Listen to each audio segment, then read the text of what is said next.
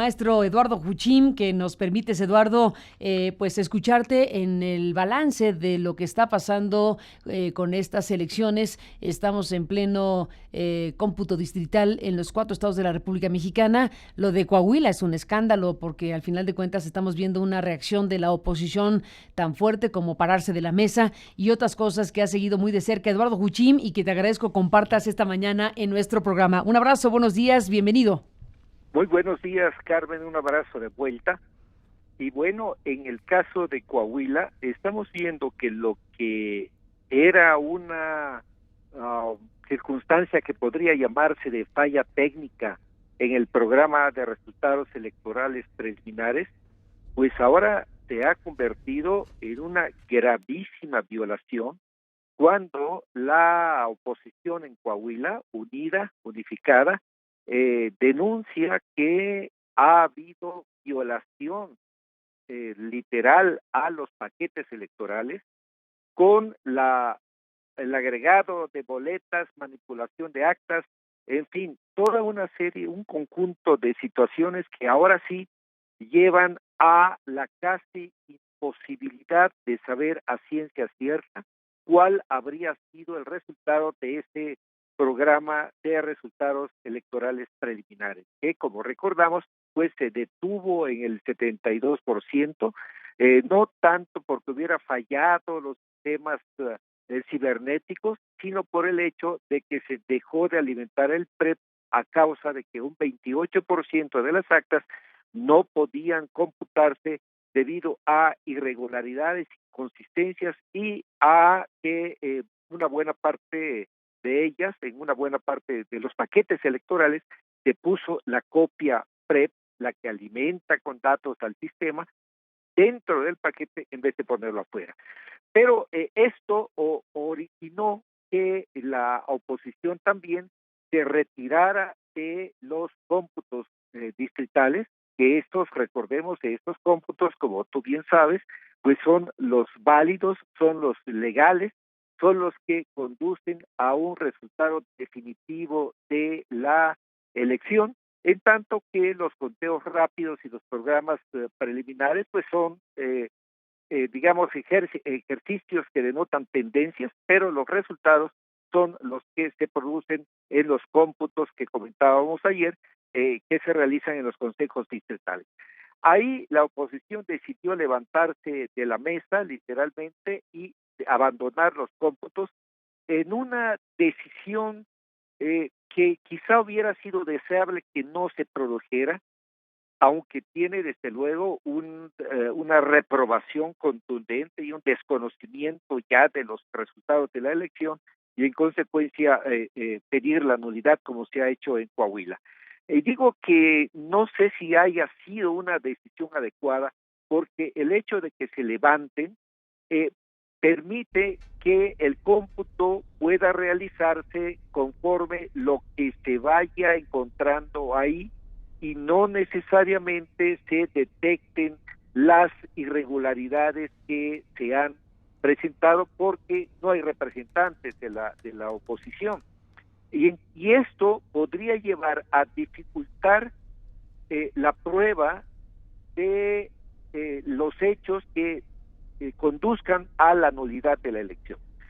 Aunque, digamos, desde como se ven las cosas, está clarísimamente que ahí ya no es posible confiar en los resultados de ese cómputo que se vició al ocurrir lo de la violación de los paquetes electorales.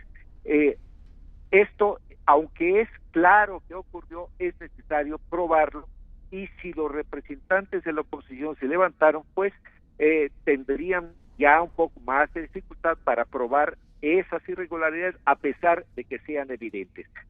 Sin embargo, creo que ya no es posible conocer a ciencia cierta cuál es el resultado real de esa elección por estas irregularidades. Hay, Carmen, casi un 30% de casillas que ya no se puede confiar en ella porque hubo manipulación externa en un acto que no veíamos de una manera tan burda y tan abundante desde hace un buen rato, hace varios años que eso no ocurría.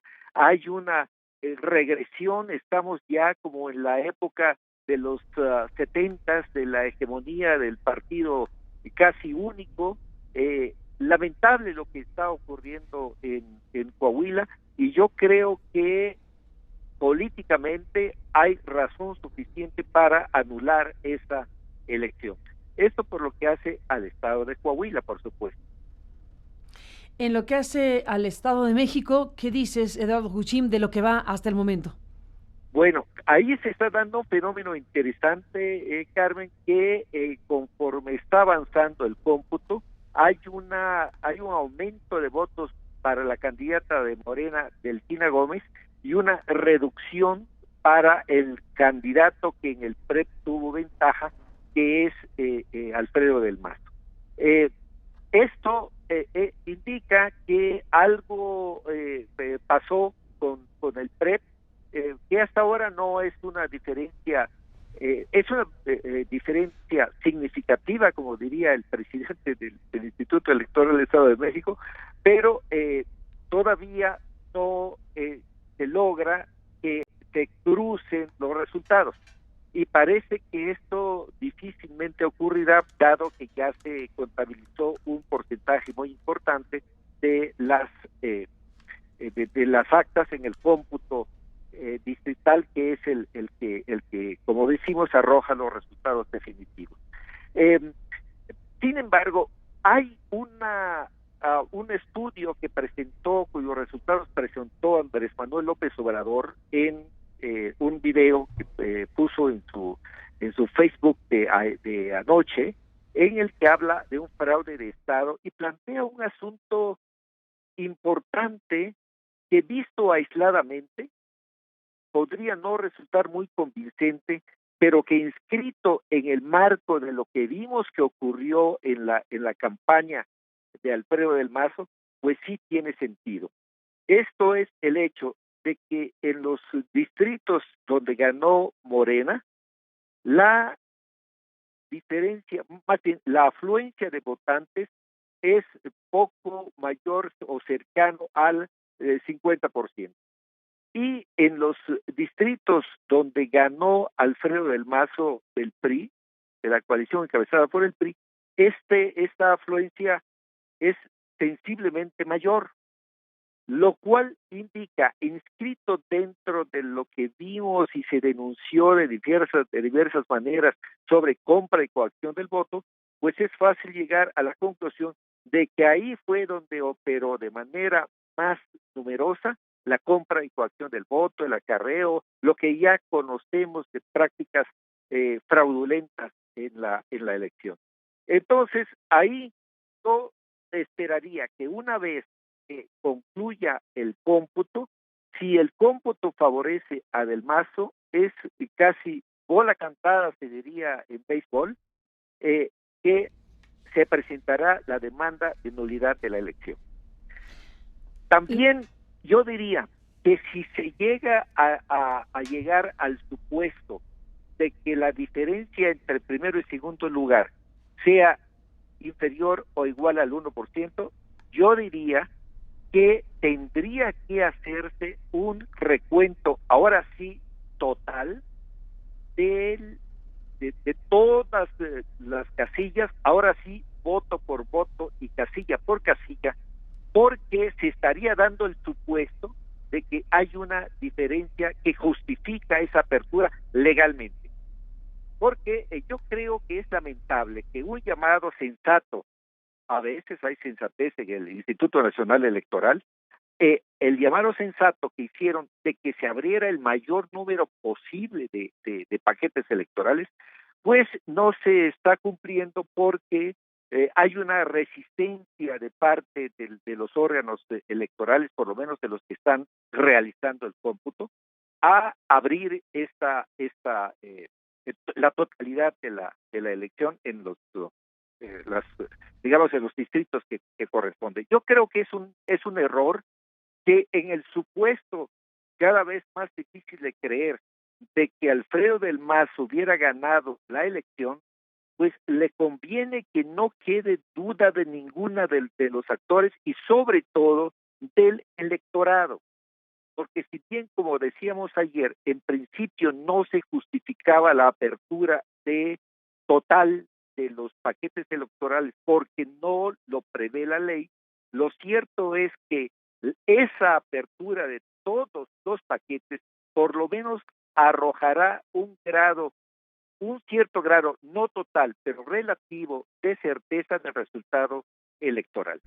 Si no se hace así, difícilmente resultará convincente que el PRI ganó la elección en el Estado de México. Pues entonces tenemos la revisión de Coahuila, Eduardo Juchín, con lo que acabas de mencionar, que no te extrañaría la solicitud de anular la elección y que habría causas para presentarla. Y en el caso del Estado de México, bueno, pues todo esto que acabas de mencionar, que desde luego nos coloca pues en esa perspectiva de que los partidos de oposición pues presenten impugnaciones en el tribunal. Así que también esa moneda está en el aire.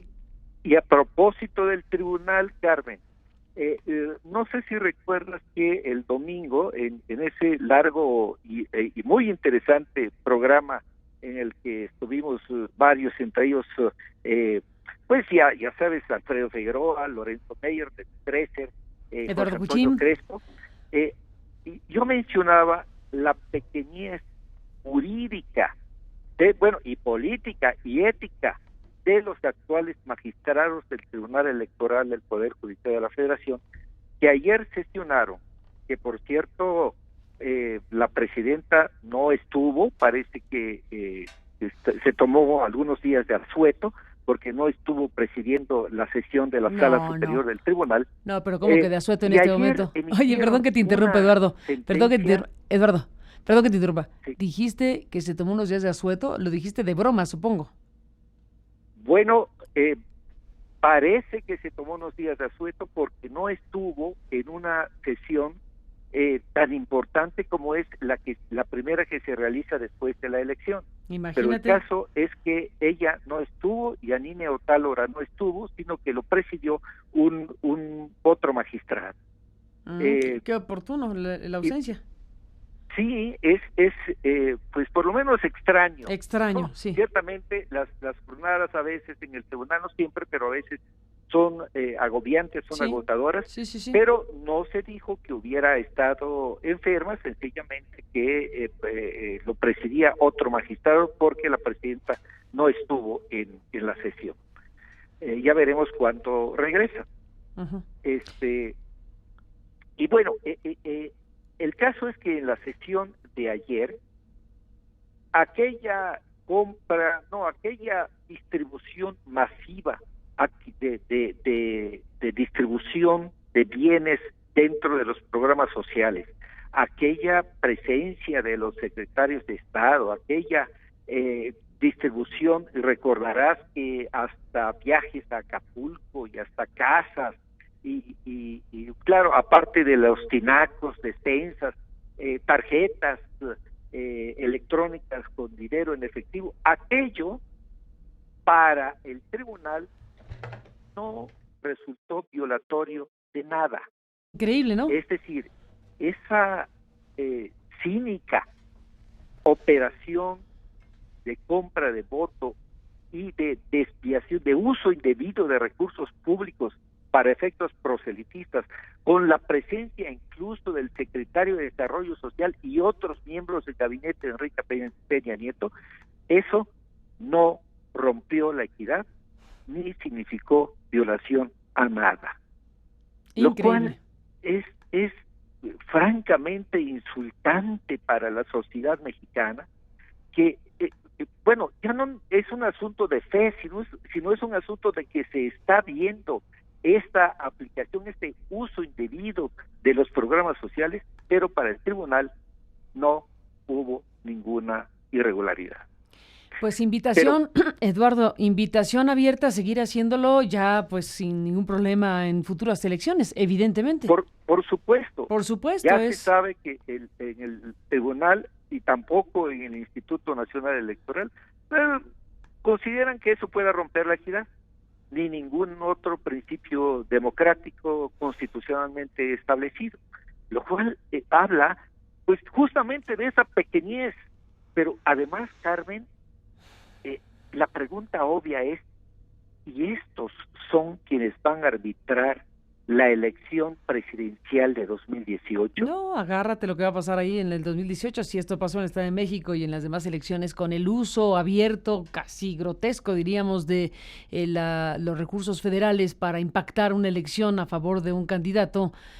Pues imagínate el 2018, si el instituto y el tribunal validan sin chistar una cosa de este tamaño, pues estamos en problemas. En efecto, en efecto. Pero bueno, también tomó otra decisión el tribunal ayer, Carlos. Recordarás que aquella denuncia con la formalidad de queja, se le llama, de la iniciativa ahora, llevó al Instituto Nacional Electoral, concretamente a la Unidad Técnica de Fiscalización, el caso de la presunta triangulación de recursos de los gobiernos estatal y mexiquense, con participación de la empresa española OHL a la campaña de Del Mazo, triangulación de recursos a la campaña de Del Mazo, que es lo que presumen y denuncian la iniciativa ahora, en uno de cuyos ingredientes de esa denuncia es aquel hallazgo que hizo el abogado Paulo Díez Gargari. Recordarás que lo ha presentado de una y otra forma, de varias formas, en cartas a distintos funcionarios y con explicaciones muy amplias en tu portal y en tu programa, en tu portal y en tu programa. Bueno, este fue un ingrediente que formó parte de la denuncia, de la queja de la iniciativa ahora, con aquel episodio extraño, misterioso, de que un buen día aparecen los estados financieros 1.600 o 1.650 millones de pesos en esos estados financieros de OHL, más bien del SASCAEM, el CAPUFE, digamos, Mexiquense. Mexiquense, trasladados de los estados financieros de la empresa al SASCAEM, y que de repente desaparecen, ¿no?, sin que haya ninguna explicación racional de ese hecho. Bueno, todo esto que forma parte de una queja muy documentada de la iniciativa ahora, hasta este momento el INE no ha dicho nada ni la ha admitido. Y por ese motivo va la iniciativa ahora de Alfredo Figueroa y Emilio Álvarez y Casa al tribunal y le dice: oye, tribunal, mira, aquí está hay una omisión de la unidad. Bueno, pues el tribunal considera que no hay omisión porque el plazo para que respondiera se vence el 14 de junio. Pero si tú presentas una queja, lo menos que puedes esperar es que te digan: aquí está ya admitida, o no, si no procediera. Pues no hay ninguna respuesta. Hay una explicación más o menos comprensible, pero no totalmente satisfactoria, que es el hecho de que la unidad técnica está preguntando a distintas instancias, está haciendo una breve indagación preliminar sobre ciertos elementos para poder dar entrada a esta queja importantísima. El caso es que el tribunal por lo menos tendría que haberle indicado a la unidad de fiscalización y al INE que una solicitud por parte de los ciudadanos, de parte de la sociedad civil, no puede quedar sin respuesta tanto tiempo. Pero bueno, ese es otro elemento que se une a, bueno, habrá, ya que no puede hacerlo rápidamente, insisto, no se trataría de que exigirle que resolviera un caso tan complejo en 2 semanas la unidad de fiscalización, pero sí que dijera: ya la admití, tengo tanto tiempo para responder. En fin, es un caso que resulta insatisfactorio y que yo esperaría que no prefigure un desechamiento o algo parecido de esta queja, que pone en evidencia gravísima no solamente la campaña de Alfredo del Mazo en el Estado de México, sino esta triangulación de fondos, desviación de recursos públicos, participación de una empresa española que curiosamente es una empresa que ha tenido contratos con el gobierno mexiquense particularmente y con intervención del gobierno federal para la construcción de autopistas en el Estado de México. Esto es un elemento, otro elemento que viene a sumarse a este muy complejo escenario electoral que estamos viviendo y que se requeriría justamente aquí árbitros, INE y Tribunal Electoral que pudieran dar certeza y dar pruebas de firmeza de que resisten presiones, porque a propósito, dijo la presidenta del tribunal, Yanine Otalora, que el tribunal está blindado a las presiones y quizá hará su trabajo con imparcialidad y tal, ¿no?